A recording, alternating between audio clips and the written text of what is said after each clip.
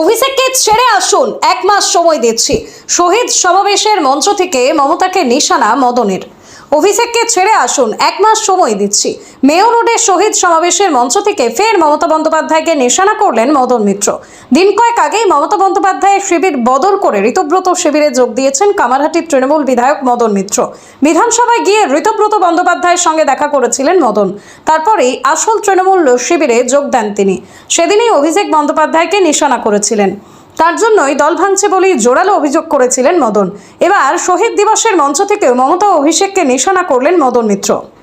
মমতা বন্দ্যোপাধ্যায়কে বলছি, অভিষেক 1 ঘন্টা টাইম দিয়েছে, আপনাকে আমরা 1 মাস টাইম দিচ্ছি।